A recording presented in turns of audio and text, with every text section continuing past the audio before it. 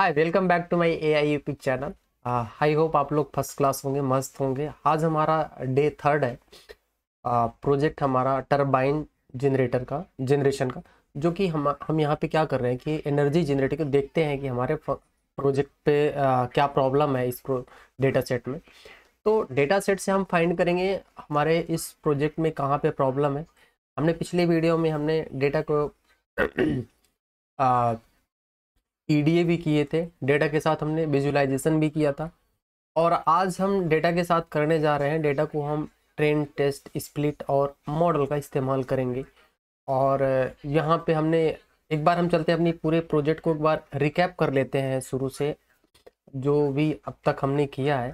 तो चलते हैं हम लोग अपने वीएस कोड पे और वहाँ पे सारा का सारा देखते हैं, जो कि आपके लिए गेम चेंजर हो सकता है। और ये प्रोजेक्ट मैंने अपने खुद का मेहनत से बनाया और बहुत स्ट्रगल इस प्रोजेक्ट में मैंने किया, और ये बताने के लिए आपको बहुत इजी वे में लाया ताकि आप इस प्रोजेक्ट्स के माध्यम से आप छोटे से बड़े तक प्रोजेक्ट आप कर सकते हैं। बहुत ही अच्छा प्रोजेक्ट, और मैंने एक्जीबूस्ट यहाँ पे यूज किया हुआ, तो वही मैं आपको दिखाऊंगा। और आगे चल के मैंने सारे एल्गोरिदम को लगभग जो कंपनी इंडस्ट्री लेवल में जो भी यूज होते हैं, मैं वो एल्गोरिदम आपको दिखाऊंगा। तो और उतने वो भी मॉडल कौन कौन से मॉडल आप यूज करते हैं, रिग्रेशन यूज करते हैं, आप एक्जीबूस्ट कर रहे हैं, कैट बूस्ट, वो जो भी है बहुत सारे हैं, एक दो नहीं है, बहुत है जो कि इंडस्ट्री लेवल में यूज होते हैं। ओके, तो मैं चलता हूँ अपने वीएस कोड पे और वहाँ पे मैं आपको दिखाता हूँ कि जैसे कि आप देख रहे हैं कि मैं वीएस कोड में मैं पहुँच चुका हूँ।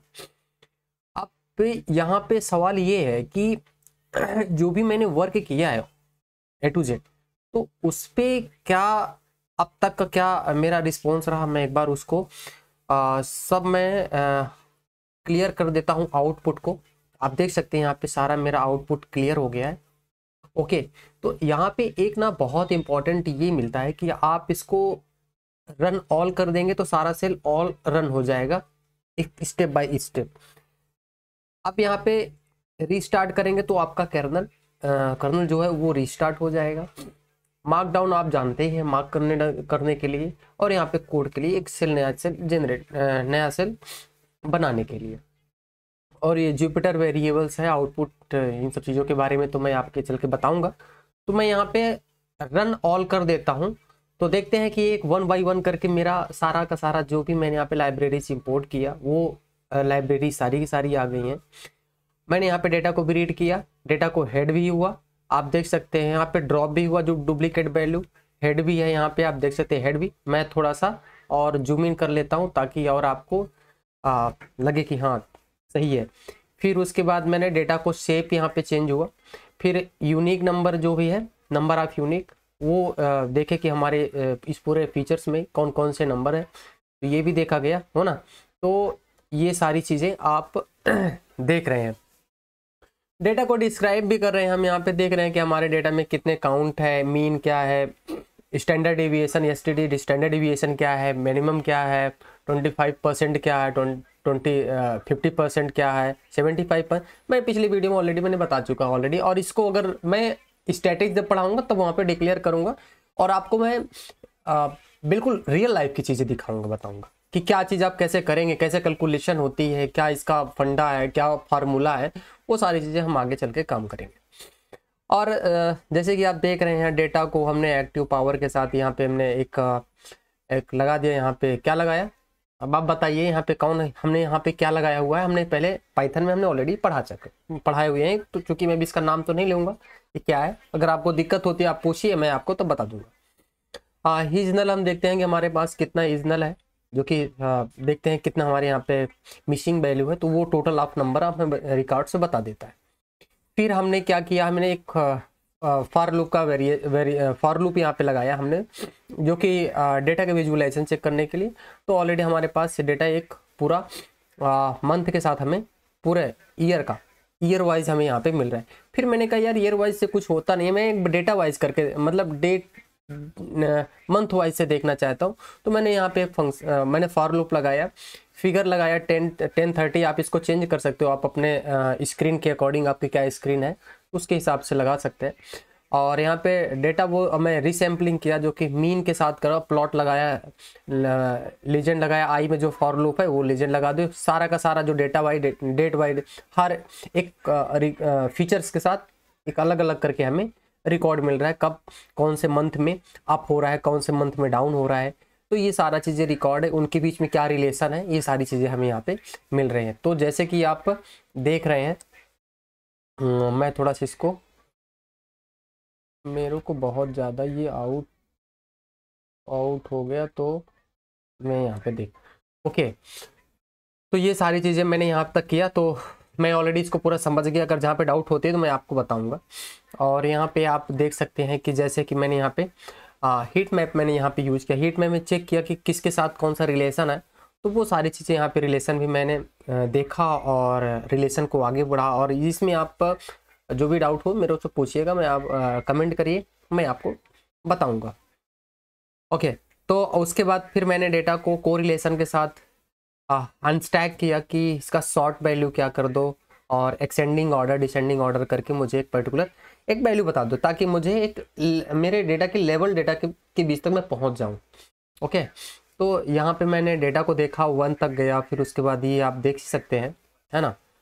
अब डेटा पावर के साथ, एक्टिव पावर और वाइंड स्पीड के साथ मैं थोड़ा सा डेटा को ड्रॉप कर लेता हूँ, क्योंकि मैं इसको टारगेट वैल्यू अपना समझ रहा हूँ कि ये मेरा टारगेट, इसी के साथ मैं डेटा को स्प्लिट कर लेता हूँ, ताकि मेरा डेटा के साथ मैं देखूँ क्या इसका ट्रेनिंग एंड टेस्टिंग करूँगा तो मॉडल हमारा कितना आंसर देगा, प्रिडिक्शन जो हमारा कितना बेटर होगा। तो देख सकते हैं आप, इसका हमें लेंथ हमें ये मिल गई है 78,989 है। और मैंने इसका ट्रेंड टेस्टिंग किया कि मैं इसका ट्रेंड टेस्टिंग देख लेता हूँ कि कितने रेशियो के साथ हमने 78 और 80-20 के बीच में हम लोग करते हैं। हमने यहाँ पे कोई रैंडम स्टेट वगैरह अभी नहीं यूज करें, आगे चल के हम इसको रैंडम स्टेट भी यूज कर सकते हैं। जैसे कि यहाँ पे 78 एक्टिव पावर के साथ, अगर कॉलम के साथ मैं चल रहा हूँ, कॉलम के साथ हूँ, उसके बाद फिर मैं इसको अलग तरीके से ट्रेनिंग टेस्टिंग के साथ भी कर लूँगा। जिससे इसमें मैंने इसका अर्ली स्टॉपिंग अराउंड 50 लिया, यहाँ पे बरबोज इसको 2 कर दिया। बरबोज के बारे में भी मतलब मुझे यहीं पे मिल जाए बरबोज का, मतलब मुझे अलग कहीं अलग से फाइल में न जाना पड़े, तो बरबोज स्कूल ट्रू। तो ये सारी चीज़ें मैंने यहाँ पे ट्रेंड टेस्टिंग के लिए एवेल्युएट किया। तो आप देख सकते हैं यहाँ पे मेरे को पूरा डेटा यहाँ पे मॉडल में फिट हो गया। ये फिट, ये इंपॉर्टेंट पार्ट है। आपने क्या किया, मैंने क्या किया, मॉडल हमारे एक्जीबूस्ट जो ऑलरेडी मैंने यहाँ पे एक्जीबूस्ट नाम का जो हम यहाँ पे रिग्रेशन यूज कर रहे हैं, इसके बारे में आगे बात करूँगा जब मैं आपको पढ़ाऊँगा पर्टिकुलर एक आपको मॉडल, उस टाइम पे मैं इन सब चीज़ों के बारे में बात करूँगा। अभी मैं इसको ओवरव्यू दे रहा हूँ, और आगे चल के अगर ज़रूरत होती है, अगर आप पूछेंगे तो मैं इसको आप बिल्कुल बताऊँगा बहुत, चूँकि ये छोटा नहीं पार्ट है, बहुत बड़ा पार्ट है। ओके, मॉडल के बीच में तो हमने इसमें नंबर ऑफ एस्टीमेट यहाँ पे, अगर जैसे आप एक्जीबूस्ट लगे तो नंबर ऑफ एस्टीमेट इसको देना पड़ता है। तो नंबर ऑफ एस्टीमेट इसके बहुत सारे पैरामीटर है, उस पैरामीटर के साथ हमने 200 लिया, 200 पैरामीटर के साथ ये रन हो। तो जैसे कि आप देख सकते हैं यहाँ पे फिट मैंने किया, X train and Y train evaluate state हमने एक्स टेस्ट और हेक्स टेस्ट और वाई टेस्ट के बीच में हमने 50 का मार्जिन रख दिया। ओके, तो उसके बाद हमें 50 के मार्जिन के साथ हमें एक्जीबूस्ट रिग्रेशन के साथ हमें इसका ये पैरामीटर है, boss is call known, booster known, call back known, call sample, है ना। इस तरह से करके हम पैरामीटर से हम इनको आगे चल के यूज करेंगे, और आपको मैं बताऊंगा कि कैसे इसको यूज करना है। अब हमारा क्या है, नेक्स्ट लाइन पे हम लोग अब चलने के लिए रेडी हो गए हैं। तो हमारा ये हम अपना फिट ट्रांसफॉर्म कर लिए हैं, और बरबोज इसको ट्रू 50 हमने किया हुआ है। अब हम यहाँ पे क्या करेंगे कि हम एक मॉडल का हम प्रिडिक्शन करेंगे कि हमारा मॉडल क्या एक्स टेस्ट के बीच टेस्ट के अकॉर्डिंग हमारा मॉडल कितना बेहतर है, ये हम यहाँ पे हम प्रिडिक्शन करना चाहेंगे। तो हम यहाँ पे मॉडल का मैं क्या करूँगा, एक प्रिड नाम का प्रिडिक्शन का फंक्शन लिखूंगा। जैसे कि यहाँ पे मैंने ऑलरेडी यहाँ पे प्रिड के साथ मॉडल एस्टिमेटर प्रिड नहीं रखूंगा, इसको मैं यहाँ पे हटा दिया। और जैसे कि आप देख रहे हैं कई सारी चीज़ें मैं अब मॉडल को टेस्ट करना चाहता हूँ, किससे, प्रिडिक्शन। मॉडल हमारा क्या है, मॉडल कौन सा हम यूज कर रहे हैं, ये वाला मॉडल जो हमने यहाँ पे ऑलरेडी, ये मॉडल डॉट फिट हमने डॉट इस ट्रेन टेस्ट सेट को करके हमने मॉडल को करके हम टेस्ट कर लिए। अब मैं जैसे कि यहाँ पे प्रिडिक्ट एक इसकी की है, उसके मैं एक्स टेस्ट को दिया, जो कि आप ये करो कि ये मॉडल में मेरा टेस्ट करके दे दो। तो मैं इसको रन करता हूँ, तो ये रन मेरा हो गया ऑलरेडी। अब जब मेरा ये रन हो गया, जैसे कि आप देख रहे हैं, आप मॉडल प्रिडिक्ट टेस्ट जब होने के बाद इसका मतलब क्या होता है, मैं इसको आप बहुत पहले आपको बता दूं। हमने मॉडल को ट्रेन टेस्ट इसलिए करते हैं कि ट्रेन एग्जीक्यूट मॉडल को यूज करके आउटपुट प्रिडिक्ट करके हमें दे दो। दूसरा, जो हमारा एक्स टेस्ट यानी जो हमारा वाइंड स्पीड वैल्यू जो मॉडल ने पहले कभी नहीं मतलब जो देखा नहीं है आपने, उसके रिस्पेक्ट में आप हमें आंसर करके दो। तो ये प्रेडिक्स मॉडल को प्रेडिक्ट एक्टिव पावर की वैल्यू के आधार पे आप हमें मतलब कह सकते हैं कि जैसे कि आपको मैंने ये दिया, इसके रिस्पेक्ट में मुझे किसी और के पार्ट से हमें आंसर दो। तो ये एक ट्रिकी है ना, लेकिन ये कंप्यूटर इतना समझ जाता है कि भाई हमें इसके बिहाफ में हमें आंसर करना है। तो जैसे हमें कहने का मतलब मेरा सिंपल एक्सप्लेनेशन, जैसे मैं सिंपल में एक्सप्लेन करूं, मॉडल ने ट्रेनिंग के अकॉर्डिंग या ट्रेनिंग के दौरान वाइंड स्पीड और एक्टिव पावर के रिलेशन को सीखता है और वो अनसीन वाइंड स्पीड वैल्यू के लिए एक्टिव पावर को आंसर देता है। तो जो कि प्रिडिक्शन हम यहाँ पे कर रहे हैं किसके रिस्पेक्ट में, वाइंड स्पीड के रिस्पेक्ट में हम किसका हम करें, एक्टिव पावर का हम यहाँ पे प्रिडिक्शन कर रहे हैं। तो टेक्निकल व्यू में अगर देखा जाए तो अब मॉडल ने टेस्ट डेटा पर एक्टिव पावर प्रिडिक्ट किया, जैसे कि मैंने ऑलरेडी यहाँ पे बताया आपको, ये प्रिडिक्ट कर लिया। अगर हम प्रिड फंक्शन यहाँ पे इसको हम अगर रन करते हैं तो इसकी वैल्यू हमें ऑलरेडी बता देगा। ओ क्या कर रहा है बेटा, हमने इसका हम चेक करेंगे तो ये क्या दे दिया हमें, ये सारी वैल्यू प्रिडिक्ट करके दे दिया हमें, प्रिडिक्ट में जितनी भी वैल्यू है अकॉर्ड है। तो ये अगर पीछे चल के देखेंगे तो ये हमें इसकी वैल्यू पूरी मिल गई।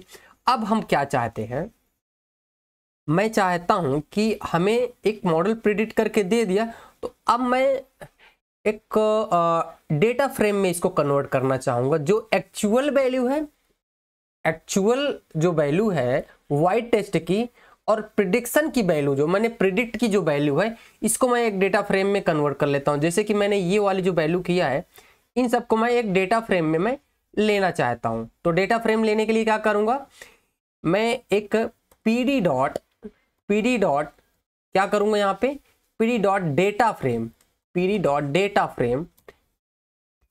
डेटा फ्रेम लिखा। उसके बाद मैं एक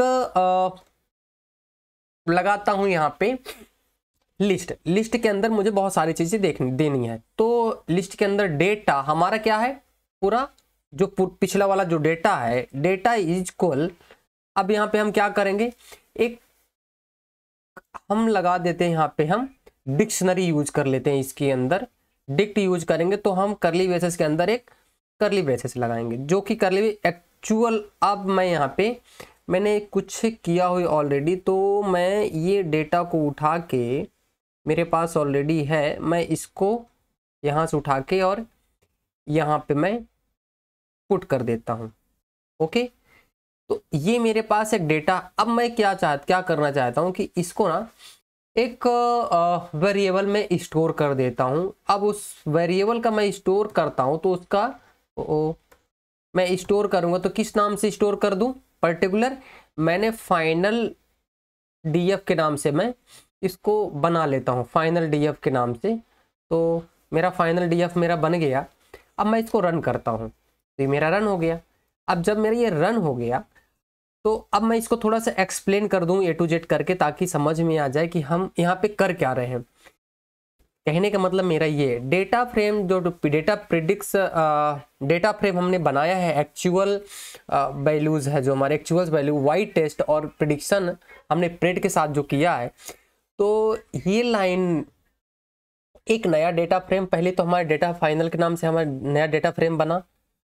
इसमें दो कॉलम है ऑलरेडी, जैसे एक्टिव्स और वाइड टेस्ट, जो कि एक्चुअल वैल्यू है और prediction value real original active power values के साथ, एक्टिव वैल्यू पावर के साथ।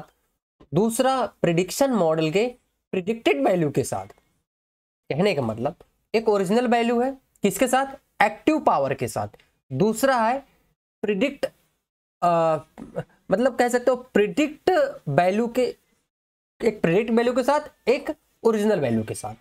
तो ये चीजें हो, तो मतलब कहने मतलब अगर छोटे शब्द में अगर देखा जाए, अब हम एक टेबल बना रहे हैं, छोटे शब्दों में अब हम एक टेबल बना रहे हैं जिसमें साइड बाय साइड देखेंगे मॉडल ने क्या प्रेडिक्ट किया है, एक्चुअल वैल्यू क्या थी।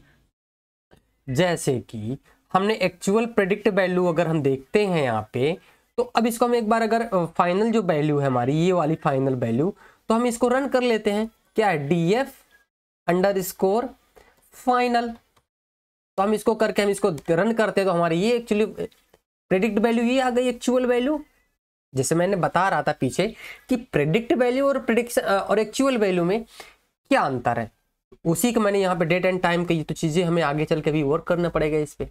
तो हम इसको हम एक मेन इंपॉर्टेंट पार्ट है जो प्रेडिक्शन, मेन इंपॉर्टेंट यही प्रेडिक्शन करो भाई, कोई प्रेडिक्ट कर लो कि कल बारिश होगी या नहीं होगी। हम लोग गूगल में जाके सर्च करते भाई कल बारिश होगी या नहीं होगी, तो कहते हैं 25% फॉरकास्टिंग है, कल होगी कि नहीं 30% 40%।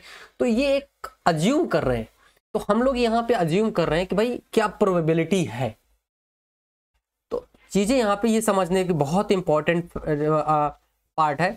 एक मैं यहाँ पे थोड़ा सा और चीजें करना चाहता हूँ कि एक मशीन लर्निंग का साइकिट लर्न यहाँ पे एक मैं मॉडल मैट्रिक्स यूज करना चाहता हूँ, जिससे कि ये चेक करूँ कि मेरे मॉडल में शॉर्ट लाइन क्या है, जो कि एक मैंने ऑलरेडी पहले से इसको एक डिफाइन किया हुआ है। तो मैं इस चीज़ को डायरेक्ट मैं यहाँ पे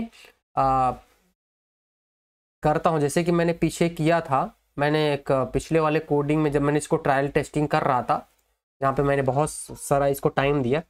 मैंने यहाँ पे scikit learn matrix import stick लगाया, मतलब सारे के सारे वैल्यू, और बहुत ही बढ़िया मैंने यहाँ पे कोफिशिएंट डिटरमाइन लगाया, आर स्क्वायर्ड लगाया है ना, मीन MAE लगाया, RMSE लगाया, MAP लगाया, बहुत मतलब एक डायनेमिक तरीके से। अब इसको मैं रन करूँ तो इसकी मुझे चीज़ें सारी चीज़ें मिल जाएंगी, कौन कितना किसका डिटर्मिनेशन, कोफिशिएंट आर स्क्वायर्ड क्या है, ME क्या है, RMSE, हम यहाँ पे एक सही नतीजे पर पहुँच रहे हैं। यानी 97% हमारा क्या है, आर स्क्वायर्ड है, 83 है। इसके बारे में मैं बहुत डिटेल में बात करूंगा, क्योंकि अभी यहाँ बात करूंगा तो मेरा ये वीडियो बहुत बड़ी हो जाएगी। तो मैं चाहता हूँ कि अभी आप इसको समझिए, और जहाँ पे नहीं समझ में आता आप इसको क्वेश्चन करिए, ओके। तो मीन एब्सोल्यूट परसेंटेज इधर हमारा क्या है, तो यहाँ पे 47% है। तो ये सारी चीज़ें आपने देख ली। यदि यहाँ पे अगर मैं इसको अगर थोड़ा सा भी अगर डिटेल करूँ, तो यहाँ पे R2 स्कोर का जो है मेजर, ये डेटा के साथ कितना फिट है, इसकी रेंज क्या है, ऑलरेडी मैंने इसके बारे में 1 है या 0 है वैल्यू, है ना। आर स्क्वायर का है 93.97% है, R3 जो भी वैल्यू है इसके साथ। तो मैं इसकी बहुत ही आगे चल के बहुत सारी चीज़ें बात इस पर करूँगा। MAP means absolute percentage, RMSE का root means square error, MAE का है इनका जो मतलब होता है mean absolute error. Mean absolute, आप इन सब के बारे में एक एक करके बताते हैं। मीन एब्सोल्यूट एरर एक्चुअल और प्रिडिक्टेड के बीच एवरेज डिफरेंट बताता है। किसके बीच में, एक्चुअल और प्रिडिक्टेड के बीच में डिफरेंट बताता है। यूनिट सेम होती हैं, जैसे टारगेट वेरिएबल है, यहाँ एक्टिव पावर है। लोअर वैल्यू बेटर मॉडल के लिए अच्छा होता है। फिर से बता दो, रिपीट करता हूँ, एक्चुअल और प्रिडिक्टेड के बीच में एवरेज डिफरेंस, ये डिफरेंस बताता है कौन, MAE मीन एब्सोल्यूट एरर। फिर क्या करता है, लोअर वैल्यू और बेटर मॉडल के साथ डिफरेंस भी बताता है। RMSE का मतलब यहाँ पे ये है root means square error, root means square error मैंने लिखा हुआ है ऑलरेडी यहाँ पे। मीन स्क्वायर एरर, यहाँ पे mean square error, squared falls थोड़ा स्ट्रिक्ट मैट्रिक है। बड़े एरर को ज़्यादा वेट, थोड़ा बड़े एरर को ना थोड़ा ज़्यादा वेट देता है, मतलब कि इसकी थोड़ा सा उसका ज़्यादा महत्व करता है। आउटलायर के अफेक्ट को कैप्चर करता है, जो भी आउटलायर है ना, वो RMSE इसको कैप्चर कर लेता है। Lower RMSE more accurate model को भी ये करेक्ट पकड़ता है। MAPE means absolute percentage error, mean absolute percentage error. MAPE का फुल फॉर्म है, इसका मतलब ये है कि एरर को परसेंटेज परसेंटेज फॉर्म में बताता है। मीन्स मतलब एरर को परसेंटेज फॉर्म में बताता है। जैसे कि एग्जांपल में MAPE 0.8 मॉडल एरर बता रहा है, जैसे कि MASGC बता रहा है 88.84 बता रहा है ना। तो यानी क्या है, स्मॉलर परसेंटेज बेटर परफॉर्मेंस, मतलब कि छोटा इस परसेंटेज है लेकिन बेटर परफॉर्मेंस करेगा। इसके लिए हम इसको यूज करते हैं छोटे। यदि मैं इसको और कम बता दूं, R स्क्वायर क्या करता है, R स्क्वायर एक्यूरेसी के लेवल बताता है। MAE RMSE से RMSE बताते हैं, एवरेज एरर बताता है MAE, और RMAE एवरेज एरर बताता है, और MAP हमें परसेंटेज एरर दिखाता है। थोड़ा सा डाउट, थोड़ा फिर से एक बार क्लियर करता हूं। जो MAPE है, यहाँ पे MAPE है, ये क्या बताता है हमें, क्या बताता है, ये हमें बताता है परसेंटेज एरर कितना है। यहाँ पे ये बता रहा है परसेंटेज एरर, तो ये 47% हमें एरर एब्सोल्यूट एरर में है। और हमें RMSE बताता है कि एवरेज एरर कितना है, ये हमें बताता है, एवरेज एरर बताता है 88.84 एरर है। और हमें R2 बताता है, जो हमें मीन्स MAE है, ये हमें स्क्वायर, ये R स्क्वायर 97%। इसका मतलब ये है कि ये एक्यूरेसी की लेवल है। ओके, अब हम लोग क्या करेंगे कि हम यहाँ पे ना थोड़ा सा इनका एक प्लॉट प्रिडिक्ट करते हैं कि प्रिडिक्शंस और प्रिडिक्शन में एक्चुअल वैल्यू और एक्चुअल्स और एक्टिव पावर के बीच में ये क्या डिफरेंस है। तो मैंने एक मैट प्लॉट लिप के साथ मैंने इसको थोड़ा सा प्लॉट करने का ट्राई किया था, और इसमें मैंने इसका फाइनली मैंने पाया, तो मुझे यहाँ पे एक मैंने प्लॉट ऑलरेडी कर दिया। तो PLT 100 के साथ आप देख सकते हैं एक्चुअल, देखो प्रिडिक्शन और एक्चुअल के साथ ये प्रिडिक्ट हमें करके दिया। जैसे कि हम यहाँ पे देख रहे हैं, हम यहाँ पे मैंने यहाँ पे शायद नहीं लगाया क्या, इसका बाय डिफ़ॉल्ट कर दिया। ओके, कोई दिक्कत नहीं। तो हमें एक्चुअल वैल्यू के साथ हमने यहाँ पे लर्न करा। जैसे 2020 में यहाँ से स्टार्ट हुआ, फिर उसके बाद ये आप कहाँ तक गया, 1750 तक जा रहा है, 1800 1500 को पार करते हुए यहाँ पे 1500 के बीच में ये 2020 में फिर से है, 2023 और 2020 में 2031 तक में कितना तक जा सकता है, ये 2020 और इनकी डेट के साथ ये हमें ऑलरेडी वैल्यू दिया। इसका मतलब हमें ये मिल रहा है, इसका जो प्लॉट हमने फाइनल प्रेडिक्शन और लेवल के बीच में जो कर रहे हैं, जो ब्लू लाइन, ये वाली जो ब्लू लाइन है, ये वाली जो ये ब्लू है ना, ये थोड़ी थोड़ी देख रहे हैं, ये ऊपर जा रही है ब्लू लाइन है, ये तो प्रेडिक्ट है ना। जो ब्लू लाइन है ये कर रहा है model predict active power value के लिए है। ओके, और जो हम यहाँ पे रेड लेवल दे रहे हैं, ये रेड वाला जो है एक्चुअल जो रेड लेवल, अगर हम इसको बात करें, जो यहाँ पे हमने रेड ये कलर रेड जो दे रहे हैं वो एक्चुअल पावर के लिए है। तो यानी रेड और एक्चुअल पावर के अंदर जो है आउटपुट अगर समरी देखा जाए तो रेड टरबाइन एक्टिव पावर है, रेड टरबाइन एक्टिव पावर है। अब ब्लू लाइन जो है वो मॉडल के प्रेडिक्टिव वैल्यू है, जो ब्लू है ये प्रेडिक्टिव वैल्यू है और ये रेड वाली टरबाइन वैल्यू के साथ है। ओके, तो हमने अगर इसको शॉर्ट में अगर समझने का मैं एक बहुत सिंपल शब्द में अगर समझा दूं तो एक्चुअल प्रेडिक्टिव वैल्यू कह सकते हैं प्रेडिक्टिव पावर रेड के कितने क्लोज है, यानी रेड के कितने क्लोज है। जैसे कि आप देख ही रहे हैं ऑलरेडी कि यहाँ पे एक छोटा सा हमें ग्राफ मिला है, ये इसके कितना करीब है ना, और ये रेड कितना पावर जा रहा है 1700 के पार प्रेडिक्टिव और एक्चुअल वैल्यू के बीच में, है ना।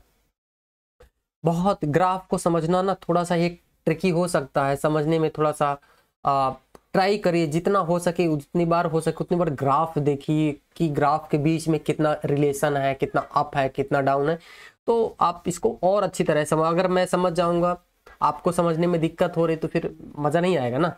तो यहाँ पे हमने बहुत अच्छी तरह से मॉडल को, काफ़ी एक्यूरेट है मॉडल हमारा, अच्छा चल रहा है। मेरा मतलब कहने की ये कि हमें एक इस प्लॉट को देखते हैं कि मॉडल के प्रिडिक्शन वैल्यू में जो blue actual active power rate यहाँ पे दिख रही है इसमें कितना क्लोज है।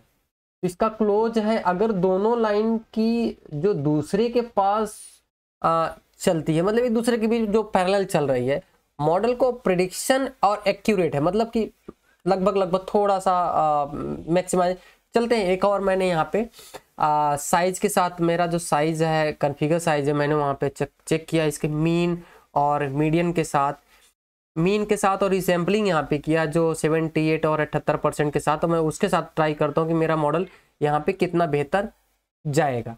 तो ये बहुत अच्छा एक्चुअली मेरा अनुभव था कि ये वाला मुझे एक ट्राई कर रहा हूँ कि मैं किसके यहाँ इसके कितना करीब पहुँच सकता हूँ। तो एक्चुअली मुझे यहाँ पे एक देखा कि ये मुझे लाइन को ना थोड़ा सा एक्टिव पावर और क्या है यहाँ पे एक्टिव पावर और एक्टिव पावर में मंथ, ईयर और मंथ के बीच में, ग्रीन और ईयर के बीच में क्या डिफरेंस है। तो ये सारी चीज़ें आप देखिए, जैसे कि यहाँ पे 2015 से स्टार्ट हुआ, फिर 2020 में, है ना, 2021 के बीच की कहानी। ये देखो कितना बिल्कुल सिंपल, यहाँ पे कहीं ना कहीं दिक्कत थोड़ी सी कुछ आई, फिर उसके बाद ये यहाँ पे कहीं अप हुआ, कहीं डाउन हुआ, कहीं एलो हुआ 2020 में, 1/4/2020 के बीच में। तो ये यहाँ पे हमें थोड़ा सा अप और अप होता हुआ चला गया, और यहाँ पे थोड़ा अप हुआ, डाउन हुआ, अप हुआ, डाउन हुआ। जो भी डाउट हो यहाँ पे आप पूछिए, मैं इसको थोड़ा सा और डिटेल में करके बताने का थोड़ा सा ट्राई करूँगा ताकि कोई दिक्कत ना आए, है ना। तो चीज़ें यहाँ पे अगर ये चीज़ें समझ में नहीं आ रही है, मैंने यहाँ पे सी बॉर्न के साथ इसको प्लॉटिंग किया है कि सी बॉर्न के साथ मुझे कैसे, अगर मैट प्लॉट लिप के साथ अगर समझ में नहीं आया तो सी बॉर्न में भी कितना बेहतर तरीके से हमें ये दे सकता है। इसका जो एनालिसिस पार्ट है, एक ग्राफ। ओके, तो चीज़ें मुझे तो लगता है कि अब तक तो समझ में आ रही, बहुत ही अच्छा ये सारा चीज़ें मॉडल परफॉर्मेंस है कि एक टाइम बेस्ड विजुअलाइजेशन में देख रहा है, और ये प्रोफेशनलिज्म में एनालिसिस स्टेप है। ओके, जो मेरा अनुभव है मैंने आपको वो चीज़ यहाँ पे दिखाने का प्रयास कर रहा हूँ। तो अगर कोड को मैं थोड़ा सा अगर डिफाइन कर दूँ, जो पीएलटी फिगर मैंने 0.2 कर दिया यहाँ पे, अगर आपको जो भी लगता है कि यहाँ पे मैंने पर्टिकुलर 0.2, और ये मैं आपको पूरा कोड आपको दे दूंगा। यहाँ पे मैं अगर 3 कर दूंगा तो मेरा यहाँ पे 3 के बेस में आ जाएगा, थोड़ा सा चौड़ा हो जाएगा और हाइट लंबता की और समझ में आना स्टार्ट हो जाएगी। ओके, तो चीज़ें यहाँ पे लाइन प्लॉट के बारे में है, और एक्टिव पावर और 78 के बीच में जो मैंने वहाँ पे प्रिडिक्शन में लेके आया था 74 और 80%, 78 और 8%, और रैंडम एस्टेट फिर भी नहीं यूज किया था मैंने, उसको करूँगा तो यहाँ पे कुछ और ही आएगा। ओके, तो आई थिंक आपको समझ में आ रहा होगा। अब मैं यहाँ पे एक बहुत ही अच्छा एक काम करने जा रहा हूँ कि जो कि एक्टिव पावर के बीच में अब क्या करना चाहिए मुझे, मैंने ग्राफ भी यहाँ पे प्रिडिक्ट करने की वैल्यू देख लिया। अब मैं एक चाहता हूँ कि यहाँ पे जो मेरा वैल्यू है, कलरफुल जो लीजेंड्स वगैरह जितने भी हैं बने हुए हैं, तो इसका डेटा का मैं टेल देख लूँ। जो मेरा एक डेटा नाम का मैंने जो बनाया है, इसका डेटा का टेल क्या हो सकता है। इस डेटा जो मैंने डेटा फ्रेम बनाया है प्रिडिक्शन और आउटपुट के बीच में, तो यहाँ पे मैं डेटा का टेल चेक करता हूँ। तो एक एक्टिव पावर के बीच में वाइंड स्पीड और इसमें ये डेटा है, ऑलरेडी देख सकते हैं 78 74 ऐसे नंबर है। अगर रिकॉर्ड है तो इसको समझना बहुत मुश्किल है। चलो, तो इस लाइन से हमें एक डेटा फ्रेम में दोनों मीनिंग कनेक्शन एक समझते हैं। जैसे कि तो यहाँ पे हमने क्या किया है, टेस्ट ओनली फीचर। देखो, ये पाइथन की जो है होने वाली लाइन कोड एग्जीक्यूट नहीं होती। तो मैं अब इसको कैसे समझा दूँ आपको। डेटा डॉट टेल, मैंने टेल का मतलब कि लास्ट की वैल्यू, जैसे टेल है यहाँ पे हेड यहाँ पे कर दें, अगर यदि मैं इसकी जगह में हेड कर दूँ तो ये हेड की बात आ जाएगी। यहाँ पे हेड कर दूँ, अभी यहाँ पे टेल है, मैं यहाँ पे हेड कर दूँ तो ये हेड पार्ट आ गया। ओके, जैसे कि यहाँ पे मैंने हेड टेल को हेड कर दी तो ऊपर के भाग आ जाएगा। हेड मीन्स ऊपर के डिफॉल्ट के 5 रोज आपको मिल जाएंगे, कॉलम मिल जाएगा। और यहाँ पे टेल अगर कर दोगे तो बाय डिफॉल्ट नीचे का, सबसे नीचे का क्या मिल जाएगा, नीचे का टेल। तो यहाँ पे आपको टेल मिल जाएगा नीचे से ऊपर को। ओके, आई थिंक आपको समझ में आ गया होगा। तो इससे हमारा जो एक मैंने ऑलरेडी आपको बता ही दिया है। एक मैं क्या करता हूँ कि यहाँ पे मैंने देखा है कि जो मेरा कुछ रिकॉर्ड है घंटा, टाइम, मिनट के साथ, एक मैं यहाँ पे एक न्यू डेटा फ्रेम में रेडी करता हूँ। न्यू डेटा फ्रेम करना चाहता था कि ताकि मेरा जो डेटा है वो उसके पीडी डेटा फ्रेम के कितने रेंज और कितने करीब है। जैसे कि मैं यहाँ पे बनाया हूँ ऑलरेडी। तो पीडी डेटा रेंज है। अब यहाँ पे मुझे अरिमा सरिमा भी यूज करना चाहिए था, बट लेकिन मैं यहाँ पे अरिमा यूज नहीं कर रहा हूँ।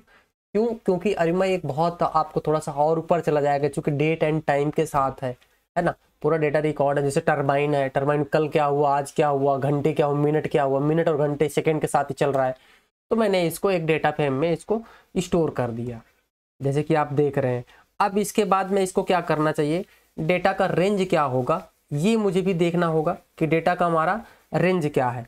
मान लो कि डेटा का हमारा जो रेंज है, तो न्यू डेटा का पीडीएफ का रेंज क्या हो सकता है। न्यू का जो यहाँ पे न्यू डेटा रेंज है, इसका हम यहाँ पे पर्टिकुलर चेक कर लेते हैं कि हमारी इसकी क्या है, ऑलरेडी क्या है। तो ये हमें ऑलरेडी हमारे पास तो है ही है ना ये। तो हम न्यू रन करेंगे तो हमें न्यू की वैल्यू मिलेगी। तो हम यहाँ पे इसको क्यों कर रहे हैं, तो हमने न्यू एक किया, न्यू डेटा फ्रेम में पीडीएफ के साथ रेंज कर लिया इसको। ओके, तो डेटा हमारा यहाँ पे, इसकी अब साइज क्या है, हम इसको साइज चेक करेंगे कि साइज चेक हमें जो हमारे पास जो एक न्यू जो है, अब हम इसकी साइज क्या है पर्टिकुलर, इसकी साइज हम चेक करेंगे। तो हम इसको साइज चेक कर लेते हैं पहले। हम इसको एक पैरेंथेसिस में रख लें और इसके बाद हम इसका लेन कर ले। अगर लेन का फंक्शन लगा देंगे तो हम इसकी क्या मिल जाएगी, हमें एक साइज मिल जाएगी 8785। हमारी इसकी क्या मिल गई पर्टिकुलर, हमें एक इसकी 8785 हमें इसकी लेंथ मिल गई। अब हम इसको थोड़ा सा क्या करेंगे कि हम इसका फंक्शन करना चाहेंगे कि हमारा जो डेटा फ्रेम इंडेक्स हमने पिछले जो वर्क किया था, तो हमें इसका एक फंक्शन लगा लेते हैं। मैंने पिछले फंक्शन शायद मैंने आपको अभी तक बताया नहीं फंक्शंस के बारे में। तो फंक्शंस का मैं जब आपको लेके आऊँगा, तो फंक्शन की जब बात करूँगा तब आपको वहाँ पे समझ में आएगा। मैंने यहाँ पे एक डेफ नाम का फंक्शन बनाया, क्रिएट अंडरस्कोर एफ, और डीएफ को मैंने यहाँ पे डेफ को डिफाइन कर दिया। फिर डेफ का कॉपी कर रहा हूँ, hour, minutes, day, month, year, day week के साथ, डे ईयर के साथ, डे ऑफ ईयर के साथ, इसको मैंने करके इनका एक आईसो कैलेंडर दिया। फिर इसमें ईयर के साथ देख सकते हैं ना आप, आपको ये डेटा मिल जाएगा। जो ये पूरा का पूरा आपको कोड ही मिल जाएगा पर्टिकुलर, मैं वो पर्टिकुलर डेटा आपको दे ही दूंगा। ओके, तो आई थिंक मुझे लगता है कि बहुत कुछ आज मैंने आपको सिखा दिया, लेकिन कोई नहीं, थोड़ा सा मैं और आगे इसमें बढ़ने का प्रयास करता हूँ। इसको मैंने एक और आगे डेटा टू और डेटा कॉपी में कर रहा हूँ, ताकि डेटा के साथ ये क्रिएट करता हूँ कि डेटा मेरा क्रिएट होने के बाद क्या होगा। मैंने यहाँ पे डेटा टू को क्रिएट कर दिया जैसे कि आप देख रहे हैं। अब फिर क्या करना चाहता हूँ, डेटा टू का जो हमने क्रिएट किया है इसका डेटा का हेड क्या होगा और डेटा का टेल क्या होगा, जैसे मैंने पिछली बार किया था। मैंने एक्टिव पावर जो यहाँ पे ऑलरेडी मैंने यहाँ पे जो किया है इंडेक्स हावर मिनट, तो ये इसको मैंने कॉपी किया और यहाँ पे मेरे पास मिनट्स और ईयर के साथ जो पिछले मैंने वर्क कर रहा हूँ उसी के साथ है, बाकी और कहीं पे नहीं है। तो यहाँ पे आप देख रहे हैं कि जैसे हेड टू मैंने किया, इसका मतलब ये है कि डेटा फ्रेम में जो डेटा है पहले से 5 रिकॉर्ड वही दिखा रहा, उसके अलावा कुछ भी नहीं। अब मैं क्या करना चाहता हूँ कि यहाँ पे डेटा टू को जो क्रिएट किया है इसका कॉलम क्या क्या है पर्टिकुलर मैं कॉलम देख लूँ, ताकि मेरे को कॉलम अगर मिल जाएगा, मालूम पड़ जाएगा, तो मुझे मैं थोड़ा सा और इसमें एनालिसिस कर लूँगा। एक्टिव पावर है, वेंट स्पीड है, hour, minutes, day, month, year, day weeks of year, day weeks of, ये सारी चीज़ें यहाँ पे और ऑब्जेक्टिव के साथ डेटा है। तो इसमें मुझे लगता है कि कोई आपको दिक्कत तब तक तो नहीं होगी। आप डेटा की इसमें देखता हूँ कि इसमें नल क्या है, पिछले जो वर्क कर रहे थे इज नल कर रहे थे, मैंने यहाँ पे ऑलरेडी किया हुआ है। एक इज नल फंक्शन लगाया और ड्रॉप टू का ड्रॉप न लगाया कि जो वैल्यू मेरे पास हो वो ड्रॉप हो जाए, तो मेरे पास ये ऑलरेडी ड्रॉप हो गई। अब मैं एक और इस पे फंक्शन लगाना चाहूँगा कि जो मेरे पास ईयर, मंथ, टेम्परेचर वगैरह हैं ड्रॉपना फंक्शन के साथ, तो मैं इसको पर्टिकुलर आपके सामने डायरेक्टली ये चीज़ दिखा दो या आपको पूरा कोड मिल जाएगा। जैसे कि आप देख रहे हैं मैंने यहाँ पे, मैं आज सोचता हूँ कि इसको आज कंप्लीट ही कर दो, उसके बाद ही इसमें कुछ और आगे बढ़े। तो चूँकि जितना हो सके हम लोग इसको खींच ले, है ना, छोटा छोटा करके कोई मतलब नहीं होता। तो हमारे पास एक रिकॉर्ड मिल गया कि हमारे पास ये डे, 1 मंथ के साथ हमारे पास रिकॉर्ड मिल गया। ओके, तो आई थिंक आपको समझ में आ रहा हूँ, मैं थोड़ा सा फास्ट करने का प्रयास कर रहा हूँ। अब मैं एक इसके साथ फिट, ट्रांसफॉर्म और मॉडल यहाँ पे यूज करना चाहता हूँ कि मैंने यहाँ पे एक मॉडल यूज किया जो कि एक्जीबूस्ट रिग्रेसर के साथ। अब यहाँ पे एस्टिमेटर मैंने 1000 लगाया और लर्निंग रेट मैंने यहाँ पे, ये बहुत इंपॉर्टेंट पार्ट है लर्निंग रेट, और यहाँ पे डीप लर्निंग का पार्ट यहाँ पे मैं यहाँ पे यूज किया कि भाई मेरा डेटा कितना बेहतर और लर्निंग रेट के साथ चल रहा है। तो आप देख सकते हैं कि मेरा डेटा जो यहाँ पे लर्न कर रहा है कि सबसे बेहतर लर्निंग रेट यहाँ पे। मैंने यहाँ पे कोई इपोक वगैरह अभी तो नहीं यूज किया, यदि इपोक यूज करता तो मुझे और ज़्यादा थोड़ा सा सिस्टम मेरा फास्ट है, इस वजह से मुझे तुरंत करके मेरा ये लर्न कर लिया। ओके, देख सकते हैं यहाँ पे ये मेरे को लर्न करके दे दिया रिग्रेशन एक्जीबूस्ट के साथ। अब मैं थोड़ा सा इसको अगर मैं थोड़ा सा हल्का सा डिफाइन कर दूं, तो मॉडल 2 का ट्रेन जो हमने पिछले जो मॉडल किए थे टाइम बेस्ड सीरीज के साथ हम अब कर रहे हैं, इसके लिए प्रेडिक्शन एकदम सिंपल और समझने वाला है, जो कि पिछले बार मैंने दिखाया था एक डिवाइस, आपको ये पूरा मिल जाएगा। तो एक्जीबूस्ट मॉडल के साथ मैंने यहाँ पे 100 एस्टिमेटर यूज किया, जैसे कि आपको मैंने दिखाया यहाँ पे एक्जीबूस्ट मैंने 100 है, एस्टिमेटर 100 यूज किया। लर्निंग रेट मैंने यहाँ पे 0.1 और भी 0 करके 1 कर दो। देखो ये एक बहुत अच्छा सीरीज चलेगा, जैसे कि मतलब कि आप यहाँ पे कह सकते हो कि मेरा लर्निंग रेट हमें एक मिनिमा मैक्सिमा तक हमें चलना होता है, एक step by step, step by step, step by step step. तो ये चीज़ें मैं और आगे चल के बताऊंगा। कब बताऊंगा? जब स्टैटिक पढ़ाऊंगा। ओके, तो या दूसरे प्रोजेक्ट में यहाँ पे थोड़ा सा मेरा टाइम, काफ़ी दिन से मैं इसको सोच रहा था कि इसको कंप्लीट कर दूँ। ये प्रोजेक्ट मेरा लगभग अब कंप्लीट ही आप समझिए। तो मैंने यहाँ पे अपने मॉडल को फिर भी टेस्ट करता हूँ कि जो मैंने पिछले जो प्रिडिक्शन वगैरह जो किया, प्रिडिक्शन मैंने यहाँ पे कर लिया। जैसे पिछले मैंने अब यहाँ पे मैंने इसको प्रिडिक्ट कर रहा हूँ एक्स टेस्ट के साथ। अब मैंने प्रिडिक्ट कर लिया, आप देख रहे हैं। ओके, अब ये प्रिडिक्शन के साथ अब मैं सोच रहा हूँ कि इसका मेरा मॉडल का क्या डेटा फ्रेम वगैरह करूँ कि ना करूँ। मैं डायरेक्ट अब यहाँ पे एक कॉपी कर लूँ, मेरा डेटा फ्रेम के साथ टेस्टिंग कर लूँ, तो फिर ये डेटा के साथ अगर टेस्टिंग करूँगा, टेस्ट के साथ मॉडल चला जाएगा। ओके, अब मैं यहाँ पे थोड़ा सा और हल्का सा इसमें साइकिट लर्न के साथ अब इसका देख लेता हूँ, जैसे मैंने पीछे वर्क किया था ऑलरेडी, तो ये 2-3 बार हो जाएगा, आपका भी अनुभव थोड़ा सा अच्छा हो जाएगा, क्योंकि मैंने ऑलरेडी भी आपको दिखाता हूँ, इसको मैं थोड़ा रन कर लूँ। मैंने आपको बताया था कोफिशिएंट एमई का क्या मतलब होता है, आरएमएसई का मतलब क्या होता है, एमएपी का होता है। यहाँ पे देखो थोड़ा सा आके अच्छा रिजल्ट हमें दे रहा है, ये बहुत अच्छी बात है। तो ये चीज़ें हैं, और आर स्क्वायर कोफिशिएंट डिटरमाइन वगैरह जो मीन्स एब्सोल्यूट एरर है ना, RMSE root means square error, MAP means absolute percentage error, already मैंने आपको बताया।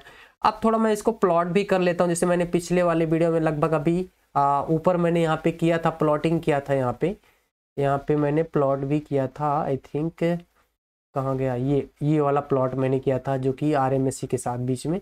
और तो मैं यहाँ पे प्लॉट कर लेता हूँ। अब यहाँ पे मैं आया और मैं यहाँ पे डायरेक्टली प्लॉट कर रहा हूँ कि 3 के साथ कर लेता हूँ, जो कि मैंने यहाँ पे ऑलरेडी किया हुआ था। आप देख सकते हैं ये वाला मैंने पार्ट यहाँ पे कर लिया। अब मुझे क्या करना है, जैसे पिछले वाला सेकंड पार्ट मैंने किया था, अब मुझे वही है, एक न्यू डेटा फिर से क्रिएट करता हूँ कि मैं यहाँ पे एक रैंडम स्टेट वाला एक न्यू डेटा फिर से क्रिएट किया। और यहाँ पे मैंने अब बोर मत होइएगा, क्योंकि बार बार अगर रिपीट अगर इसी को करोगे ना तो आपका माइंड जो है पूरी तरह से खुल जाएगा, यही कहोगे कि भाई ये बहुत अच्छा प्रोजेक्ट हो सकता है। जब मैं ईवाई बना के दूंगा तो आप कहोगे वाह मज़ा आ गया। आप यहाँ पे देख लीजिए, मैं हावर और मिनट, डे और मंथ, ईयर और डे ऑफ वीक के साथ भी यहाँ पे मैंने मंथली और यहाँ पे टाइम सीरीज यहाँ पे ऑलरेडी दिया हुआ है। अब मुझे लगता है कि अब इस डेटा के बारे में ज़्यादा बताने की ज़रूरत नहीं है, आप ऑलरेडी खुद ही समझ रहे होंगे। अब फिर से एक और मैं यहाँ पे प्लॉट कर लेता हूँ एसएनएस का पाइप पीएलटी के साथ जो पीछे कर रहा था।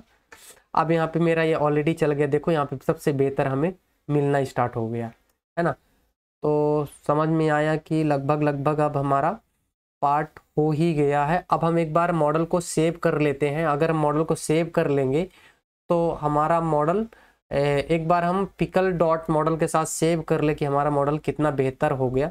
हमने मॉडल को इवेल्युएट भी यहाँ पे कर लिया, एक दूसरे मॉडल के साथ तीसरा मॉडल मिला के। अब हम यहाँ पे मॉडल हमें इवेल्युएट कर सेव कर रहे हैं। इंपोर्ट हमने किया है, पिकल को यूज किया है। अब मॉडल 2.pickle के नाम से सेव कर रहे हैं। और मॉडल 1 जेसन के साथ भी हम इसको सेव करेंगे। पहले हम इसको सेव कर ले, जैसे कि यहाँ पे मैंने ऑलरेडी दिखाया था कि हमारा एक मॉडल पिकल हमारे यहाँ पे हो गई है ऑलरेडी। जैसे कि यहाँ पे देख सकते हैं एक पिकल, ये मॉडल हमारा सेव हो गया, मॉडल 2 हो गया। अब हम मॉडल पिकल हम सेव करना चाहेंगे। ओके, जैसे कि हम मॉडल पिकल करेंगे तो हम यहाँ पे एक हम मॉडल पिकल कर ले, जैसे कि यहाँ पे पिकल का भी मॉडल हम सेव कर ले। मॉडल 2 के साथ हम इसको पिकल का भी मॉडल सेव कर दे, ताकि हमारा मॉडल हम जब इसको रन करें ओ वाह देखो, मॉडल 1 जेसन के साथ कर लिए, मॉडल 2 पिकल के साथ कर लिए। तो आई होप आप लोगों को मज़ा आ गया। और हमने आज लगभग अपने प्रोडक्शन हमने जो कर रहे हैं इस पे लगभग हमारा आज हमने सब कुछ कर लिया है। एक हमने मॉडल को सेव भी कर लिए है पिकल्स के साथ और पिकल लाइब्रेरी के साथ, और हम एक जेसन के साथ हमने फॉर्मेट के साथ हमने सेव भी कर लिया है। अब हम इसके साथ दूसरा कल हम एक ऐप बनाएंगे और उस ऐप के थ्रू हम अपने प्रेडिक्शन को चेक करेंगे, टेस्ट करेंगे नेक्स्ट वीडियो में। और हम यहाँ पे थोड़ा सा HTML का भी थोड़ा सा यूज करेंगे और फ्लास्क भी यूज करेंगे, ये सारी चीज़ें यूज करेंगे। मैं आपको आगे चल के सारी चीज़ें बताऊंगा। तब तक के लिए धन्यवाद, बाय बाय। और आपको अगर अच्छी लगे तो वीडियो को लाइक करिएगा, अगर नहीं लगे तो भी डिसलाइक करिएगा। अगर आपको समझ में नहीं आया है तो कमेंट ज़रूर करिएगा। ये आपका हो सकता है कि लाइफ चेंजर प्रोजेक्ट बन सकता है यदि समझ में जहाँ पे भी नहीं आया है। मैं हिंदी बोल रहा हूँ, हिंदी में अगर आपको समझ में नहीं आया है आप बिल्कुल बोलिए, बेशक मैं आपको और अच्छे तरीके से बताऊँगा। तब तक के लिए bye, have a nice night.